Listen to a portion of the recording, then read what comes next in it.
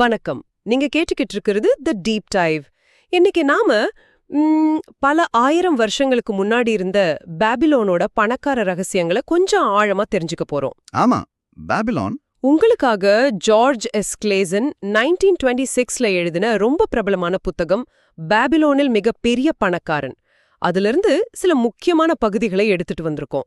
இது பணம் சம்பாதிக்கிறது, அத பத்திரமா வச்சுக்கிறது, அப்புறம் எப்படி பெருக்கிறதுன்னு காலத்துக்கும் நிக்கிற சில சூப்பரான வழிகளை கதைகள் மூலமா சொல்லுது. நிச்சயமா இந்த கதைகள் ரொம்ப எளிமையா தோணும், ஆனா சக்தி வாய்ந்தது. நீங்க இந்த விஷயத்துல ஆர்வமா இருப்பீங்கன்னு தெரியும்.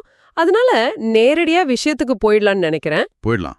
பாபிலோன நினைச்சு பாருங்க. அந்த காலத்துல உலகத்திலேயே பெரிய பணக்கார நகரம். ஆனா அவங்க கிட்ட பெரிய இயற்கை வளம், சுரங்கம் அதெல்லாம் இல்ல. ஆமா, அது ஆச்சரியம்தான். அவங்களோட உண்மையான செல்வம் என்னன்னா மக்களோட புத்திசாலித்தனம், குறிப்பா பணத்தை எப்படி கையாளணுங்கிற ஞானம். இந்த புத்தகத்துல வர்ற விஷயங்கள், அந்த கொள்கைகள் இன்னைக்கும் நமக்கு ரொம்பவே கை கொடுக்குது. அதுதான் இதுல விசேஷம். கரெக்ட். அப்போ இன்னைக்கு நம்மளோட நோக்கம் என்னன்னா, இந்த கதைகள்ல மறைஞ்சிருக்கிற முக்கிய பாடங்களை உங்களுக்காக பிரிச்சு எடுக்கிறது தான். செல்வம் சேர்க்கிறது, அதை இழக்காம பாத்துக்கிறது, அப்புறம் அதை எப்படி வளர்க்கிறதுன்னு இந்த பாபிலோனியர்கள் என்ன சொல்றாங்க.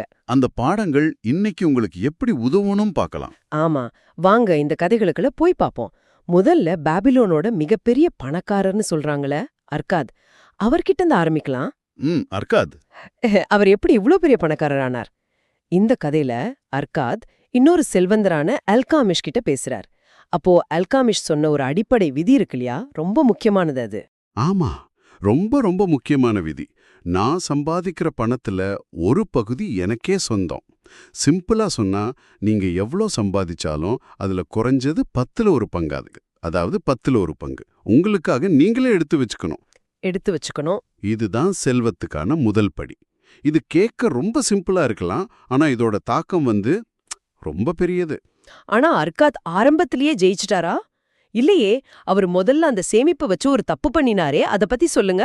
ஆமா, அது ஒரு முக்கியமான பாடம், எல்லாரும் தெரிஞ்சுக்க வேண்டியது. அர்காத் தன் முதல் சேமிப்ப அஸ்மோர்னு ஒரு செங்கல் சேர நண்பர்கிட்ட கொடுத்தார். ஓஹோ. அவர் என்ன சொன்னார்னா, கடல் தாண்டி போய் நல்ல விலை உயர்ந்து நகை வாங்கிட்டு வரேன், பெரிய லாபம் கிடைக்கணும் சொன்னார். அர்காத்தும் நம்பி கொடுத்துட்டாரு. ஆனா அஸ்மோருக்கு நகை வியாபாரம் தெரியாது. ஆனம் போச்சு. இதுல இருந்து என்ன தெரியுது? சேமிக்கிறது மட்டும் போதாது, அந்த பணத்தை எங்க முதலீடு செய்யறோம், யார்கிட்ட ஆலோசனை கேட்கறோங்கிறது ரொம்ப முக்கியம். சரிதான். அனுபவம் இல்லாதவங்க கிட்டயோ இல்ல அந்த துறையில நிபுணத்துவம் இல்லாதவங்க கிட்டயோ பணத்தை கொடுக்க கூடாதுங்கிறத அர்காத் கஷ்டப்பட்டு கத்துக்கிட்டார். அப்போ அந்த தோல்விதான் அவரை இன்னும் புத்திசாலியாக்குச்சு இல்லையா? நிச்சயமா. அந்த அடி வாங்கின பிறகுதான் அவர் இன்னும் உறுதியா 10ல் ஒரு பங்க தொடர்ந்து சேமிக்க ஆரம்பிச்சார். அதுக்கப்புறம் அகர்னு ஒரு கேடயம் செய்யறவர் இருந்தார். அகர்? ஆமா, அவர்கிட்ட முதலீடு செஞ்சார். அகருக்கு அந்த தொழில் நல்லா தெரியும். அங்க பணம் கொஞ்சம் கொஞ்சமா வளர்ந்தது. இதிலிருந்து அர்காத் கத்துக்கிட்டது என்னன்னா, வெறும் சேமிப்பு மட்டும் இல்ல, சரியான ஆலோசனை, புத்திசாலித்தனமான முதலீடு, அப்புறம் பணத்தை தனக்காக வேலை செய்ய வைக்கிறது, இது எல்லாம் சேர்ந்ததுதான் வெற்றிக்கு வழின்னு புரிஞ்சுக்கிட்டார். அருமை. அப்போ அந்த அனுபவத்திலிருந்து தான் அர்காத் மத்தவங்களுக்கும் சொல்லிக் கொடுக்க ஆரம்பிச்சாரு, மன்னர் சர்கோன் கேட்டுக்கிட்டதால. ஆமா, மன்னர் சர்கோன் கேட்டாரு, ஊர்ல சில பேர் மட்டும் பணக்காரங்களா இருக்காங்களே, இந்த ஞானம் எல்லாருக்கும் போய் சேரணும்னு. அப்போ அர்காத் சொன்ன அந்த வெற்று படப்பைக்கான 7 மருந்துகள், அது ரொம்ப பிரபலமாச்சு. அத கொஞ்சம் வரிசையா பாப்போமா? கண்டிப்பா. அந்த 7 வழிகளும் ரொம்ப நடைமுறைக்கு உகந்தவை. முதல் வழி நாம ஏற்கனவே பேசினதுதான், உங்கள் பணப்பை நிரப்பத் தொடங்குங்கள். அதாவது வருமானத்துல 10ல் 1 பங்கு சேமியுங்கள். சரி. 2வது வழி, உங்கள் செலவுகளை கட்டுப்படுத்துங்கள். இது இன்னைக்கு நாம பட்ஜெட் போடுறதுன்னு சொல்றோமே, அதுதானே? அதேதான்.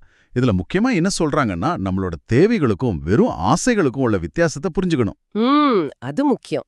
எது நமக்கு உண்மையிலே தேவை, எது இல்லாமலும் வாழ முடியும்னு ஒரு கணக்கு போட்டு நம்ம வரவுக்குள்ள செலவு செய்ய பழகணும். தேவையில்லாத செலவுகளை குறைச்சாலே சேமிக்கிற பணம் அதிகமாகும். ரொம்ப சிம்பிள். கரெக்ட். அடுத்தது 3வது வழி, உங்கள் தங்கத்தை பெருகச் செய்யுங்கள். அதாவது பணத்தை சும்மா வச்சிருக்காம முதலீடு செய்யணும். ஆமா, பணம் வேலை செய்யணும். 4வது வழி, உங்கள் புதையலை இழப்பிலிருந்து பாதுகாக்கவும். இது அர்காத்தோட முதல் அனுபவத்தோட நேரடியா தொடர்பானது இல்லையா? மிக சரியா சொன்னீங்க. இது ரொம்ப முக்கியம். முதலீடு செய்யறது முக்கியம்தான். ஆனா அதை விட முக்கியம் நம்ம கஷ்டப்பட்டு சேமிச்ச பணத்தை, அந்த மூலதனத்தை இழக்காம பாத்துக்கிறது. ஆமாம். அதுக்கு தான் 4வது வழி. பாதுகாப்பான முதலீடு செய்யணும், மூலதனத்தை இழக்க வாய்ப்பில்லாத வழிகளை தேர்ந்தெடுக்கணும், முக்கியமா அந்த துறையில அனுபவமும் அறிவும் உள்ள நிபுணர்களோட ஆலோசனையோட முதலீடு செய்யணும். அர்காத் அகர்கிட்ட முதலீடு செஞ்ச மாதிரி. சரி, 5வது வழி சொந்த வீடு வாங்குவது. அது ஒரு லாபகரமான முதலீடுன்னு சொல்றாங்க. 6வது எதிர்கால வருமானத்தை உறுதி செய்வது. ரிட்டையர்மெண்ட் மத்த அவசர தேவைக்கெல்லாம் திட்டமிடுறது. கடைசியா 7வது வழி. 7வது வழி ரொம்ப பவர்ஃபுல்லானது. சம்பாதிக்கும் திறனை அதிகரிக்கவும். அதாவது நம்ம கிட்ட இருக்கிற திறமைகளை இன்னும் மெருகேத்திக்கிறது, புதுசா ஏதாவது கத்துக்கிறது, நம்ம வேலைய தொழில இன்னும் சிறப்பா செய்ய கத்துக்கிறது. இப்படி செஞ்சா நம்ம வருமானம் அதிகமாகும். அப்ப சேமிப்பு முதலீடும் அதிகமாகும். இந்த 7 வழிகளும் பாத்தீங்கன்னா ஒன்னோடு ஒன்னு இணைஞ்சிருக்கு. இத பார்த்தா என்ன புரியுது? செல்வம் சேர்க்கிறதுங்கிறது ஏதோ அதிர்ஷ்டம் இல்ல. அது நாம கத்துக்கிட்டு கொஞ்சம் ஒழுக்கமா பின்பற்ற வேண்டிய ஒரு செயல்முறை. ரொம்ப தெளிவா இருக்கு. இதுக்கு அடுத்து நாம தங்கத்தின் 5 விதிகள் பத்தி பேசலாமா? இது அர்காத்தோட மகன் நோமாசரோட கதை மூலமா வருது. அவர் ஆரம்பத்துல கொஞ்சம் தடுமாறினாரே. ஆமா, நோமாஸ் இட்டதுல ஒரு நல்ல எச்சரிக்கை மாதிரி. அப்பா அர்காத் பெரிய நம்பிக்கையோட தங்கத்தை கொடுத்து அனுப்புறார். ஆனா நோமாசிர் என்ன பண்றார்? என்ன பண்ணாரு? முதல்ல குதிரை பந்தயத்துல பணத்தை போட்டு இழந்தார், பேராசை. அப்புறம் அனுபவமே இல்லாத ஒரு நண்பனோட சேர்ந்து வியாபாரம் பண்றேன்னு போய் மீதி பணத்தையும் இழந்தார். இங்கேயும் அதே பாடம் தான் வருது. அதே பாடம். பேராசை, தவறான ஆலோசனை, அனுபவமின்மை, இதெல்லாம் பணத்தை எப்படி இழக்க வைக்குங்கிறதுக்கு இது ஒரு நல்ல உதாரணம். ஆனா அவர் திருந்தி அந்த 5 விதிகளை கத்துக்கிட்ட பிறகு ஜெயிச்சாரே. அந்த விதிகள் என்ன சொல்லுது? சுருக்கமா சொல்ல முடியுமா? கண்டிப்பா. அந்த 5 விதிகளை சுருக்கமா சொல்றேன். வருமானத்துல 10ல் ஒரு பங்கு ஒழுங்கா சேமிக்கிறவங்க கிட்ட தங்கம், அதாவது செல்வம், தானா விரும்பி வரும் தங்கம். சரி. 2, அப்படி சேமிச்ச தங்கத்துக்கு ஒரு லாபகரமான வேலை கொடுத்தா, அதாவது சரியா முதலீடு செஞ்சா அது பல்கி பெருகும். ஒரு விசுவாசமான வேலையாள் மாதிரி நமக்காக உழைக்கும். 3, அந்த தங்கத்தை அனுபவம் வாய்ந்த புத்திசாலியான நபர்களோட ஆலோசனைப்படி முதலீடு செஞ்சா அது பத்திரமா இருக்கும், அவங்க அதை பாதுகாப்பாங்க. இது முக்கியம். 4, தனக்கு பரிச்சயம் இல்லாத தொழிலையோ இல்ல திறமையானவங்க சரியில்லைன்னு சொல்ற திட்டங்கள்லயோ முதலீடு செஞ்சா தங்கம் கைவிட்டு போயிடும், நழுவி ஓடிடும். ஓகே.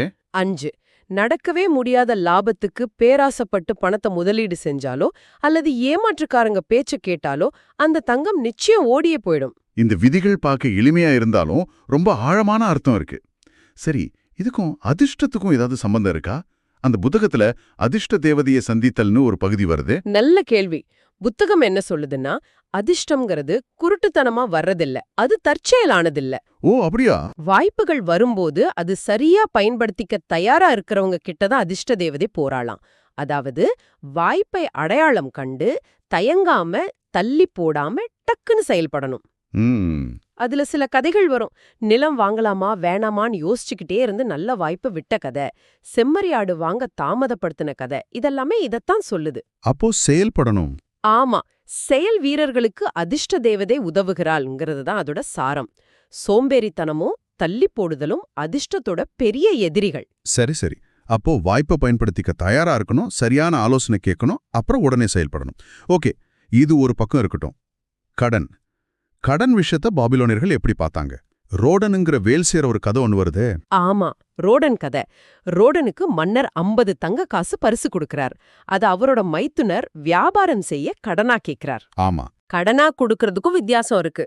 கடன் கொடுத்தா அது திரும்ப வசூலிக்கிற பொறுப்பு நமக்கு வந்துடுது. அது ஒரு சும மாதிரியா ஆகிடக்கூடாது.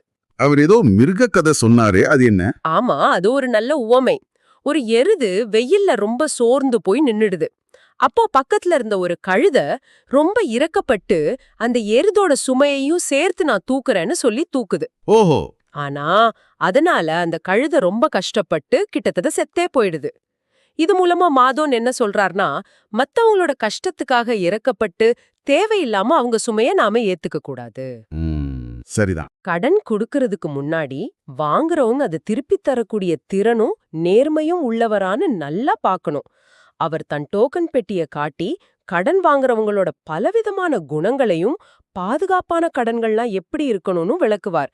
அவர் சொல்ற கடைசி அட்வைஸ் ரொம்ப முக்கியம். சிறிதளவு எச்சரிக்கை பெரிய வருத்தத்தை விட மேலானது. ரொம்ப கரெக்ட். கடன் வாங்குறவங்க நிலைமை பத்தி பேசும்போது தபாசிர் கதை ஞாபகம் வருது. அவர் கடன் பிரச்சனையால் அடிமையானவர் தானே? அதேதான் தபாசிர். ஒரு ஒட்டக வியாபாரி. அவர் ஆடம்பரமா செலவு செஞ்சு கவனமில்லாம கடன் வாங்கி கடைசியில கடன்ல மூழ்கி அடிமையா விற்கப்படுறார். கஷ்டமான நிலைமை. ஆமா, சிரியாவில அடிமையா ரொம்ப கஷ்டப்படும் போது அவரோட எஜமானியோட மனைவி சீரா இறக்கப்பட்டு அவருக்கு தப்பிக்க உதவி செய்றாங்க. அவர் பாலைவனத்துல தப்பிச்சு வர்றார். அப்போ பசியிலையும் தாகத்திலையும் கிட்டத்தட்ட சாக கிடக்கிறார். அப்போதான் அவருக்கு ஒரு ஞானோதயம் வருது. அந்த அடிமையின் ஆன்மாவா அல்லது சுதந்திர மனிதனின் ஆன்மாவாங்கிற கேள்விதானே?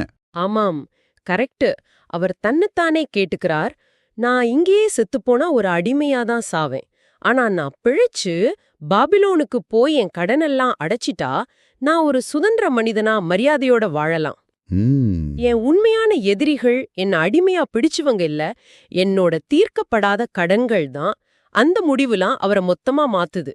அவர் எப்படியோ பாபிலோனுக்கு திரும்பி வந்து கடன் கொடுத்தவங்களெல்லாம் தைரியமா சந்திச்சு கடனை அடைக்க ஒரு திட்டம் போடுறார். அதுதான் அந்த களிமண் பலகைகள் எழுதப்பட்ட திட்டம் இல்லையா? ஆமாம், அவரே உருவாக்குன திட்டம் அது. ரொம்ப சிம்பிள். சம்பாதிக்கிற பணத்துல 10ல 1 பங்கு 10% தனக்காக சேமிப்பு. முதல் விதி மாதிரி. ஆமா. அப்புறம் 10ல 7 பங்கு 70% குடும்பத்தோட வாழ்க்கை செலவுகளுக்கு. மீதி இருக்கிற 10ல 2 பங்கு 20% நேர்மையா கடன்களை திருப்பி அடைக்க ஒதுக்கணும். 10-70-20. ஆமா, இந்த திட்டத்தை அவர் உறுதியா பின்பற்றினார். கொஞ்சம் கொஞ்சமா எல்லா கடன்களையும் அடைச்சி கடைசியில ஒரு பெரிய செல்வந்தரா மரியாதைக்குரிய மனிதரா ஆனார். இதிலிருந்து கிடைக்கிற பாடம் என்னன்னா, எவ்வளவு பெரிய கஷ்டத்துல இருந்தாலும் மனசுல ஒரு உறுதி இருந்தா வழி கிடைக்கும். வழி கண்டிப்பா கிடைக்கும். Where the determination is, the way can be found. ரொம்ப இன்ஸ்பைரிங்கா இருக்கு இந்த கதை. உண்மையிலேயே மன உறுதியோட சக்தி தெரியுது. சரி, கடைசியா பாதுகாப்பு. பாபிலோனோட அந்த பிரம்மாண்டமான சுவர்கள் பத்தி ஒரு குறிப்பு வருது. அது எதுக்குங்க? அந்த சுவர்கள் கதை ஒரு நல்ல உருவகம், ஒரு உவமை. எப்படின்னா, எதிரிகள் படையெடுத்து வந்தப்போ பாபிலோன் நகரத்தையும் மக்களையும் அந்த உறுதியான உயரமான சுவர்கள் தான் காப்பாத்துச்சு. பன்சார்னு ஒரு வீரன் அந்த சுவர்களை உயிரை கொடுத்து காத்து நின்னதா கதை சொல்லுது. ஓகே, இதுக்கும் நம்ம பணத்துக்கும் என்ன சம்பந்தம்? நேரடி சம்பந்தம் இருக்கு. யோசிச்சு பாருங்க, இன்னைக்கு நம்மளோட நிதி பாதுகாப்புக்கான சுவர்கள் என்ன? செம்பு. ஆமா, நம்மளோட சேமிப்பு, இன்சூரன்ஸ் பாலிசிகள், அவசர காலத்துக்காக எடுத்து வச்சிருக்கிற பணம், எமர்ஜென்சி ஃபண்ட், நீண்ட காலத்துக்கான பாதுகாப்பான முதலீடுகள், இதெல்லாம் தான் நம்மள எதிர்பாராத நிதி பிரச்சனைகள்ல இருந்து பாதுகாக்கிற சுவர்கள். சரி சரி. திடீர்னு வர நோய், வேலை இழப்பு, விபத்து மாதிரி வாழ்க்கையோட தாக்குதல்கள்ல இருந்து நம்மையும் நம்ம குடும்பத்தையும் இந்த நிதி சுவர்கள் தான் காப்பாத்தும். புத்தகம் சொல்ற மாதிரி நமக்கு போவமான பாதுகாப்பு இல்லாம இருக்க முடியாது. அந்த பாதுகாப்பு தான் நமக்கு மன நிம்மதியையும் மத்த இலக்குகளை நோக்கி போக தைரியத்தையும் கொடுக்குது. ஆக, இந்த பாபிலோனிய கதைகள் மூலமா நாம கத்துக்கிட்ட விஷயங்கள் நிறைய இருக்கு. சுருக்கமா ஒரு தடவை பார்த்தா, வருமானத்துல ஒரு பகுதியை கண்டிப்பா சேமிக்கணும். முக்கியமா தேவையில்லாத செலவுங்களை குறைச்சி பட்ஜெட்டுக்குள்ள வாழணும். பணத்தை சும்மா வச்சிருக்காம நிபுணர்களோட ஆலோசனைப்படி புத்திசாலித்தனமா முதலீடு செய்யணும். அதுவும் பாதுகாப்பா. ஆமா, பாதுகாப்பா. வர்ற நல்ல வாய்ப்புகளை தவற விடாம பயன்படுத்திக்கணும். கடன் வாங்குறதுலயும் குடுக்கறதுலயும் கவனமா இருக்கணும். கடன்கள் இருந்தா அதை அடைக்க உறுதியோட செயல்படணும். தபாசிர் மாதிரி. ஆமா, நம்ம சம்பாதிக்கிற திறனை வளர்த்துக்கிட்டே இருக்கணும். கடைசியா, எதிர்பாராத கஷ்டங்கள்ல இருந்து நம்ம காப்பாத்திக்க போதுமான நிதி பாதுகாப்ப, அந்த சுவர்களை உருவாக்கிக்கணும். இதை விட முக்கியமா இந்த கதைகள் சொல்ற இன்னொரு விஷயம் என்னன்னா, செல்வம் சேர்க்கறதுங்கிறது வெறும் பணத்தை மட்டும் பொறுத்ததில்ல, அது நம்மளோட குணங்களையும் பொறுத்தது.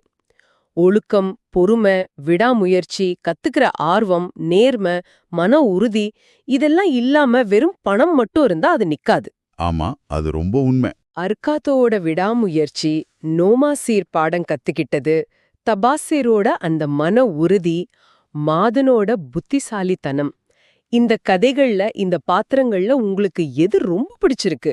இல்ல இந்த பழமையான ஞானத்திலிருந்து எந்த ஒரு கொள்கையாவது சின்னதா இன்னைக்கே உங்க வாழ்க்கையில கொஞ்சமாவது செயல்படுத்தி பார்க்கலாமேன்னு உங்களுக்கு தோணுதா? அத பத்தி நீங்க கொஞ்சம் யோசிச்சு பாருங்க. இந்த கதைகள் சொல்ற பாடங்கள் நிஜமாவே காலத்தால் அழியாதவை. இந்த நிதி பயணத்துல, இந்த அலசல்ல எங்களோட இணைஞ்சதுக்கு ரொம்ப நன்றி.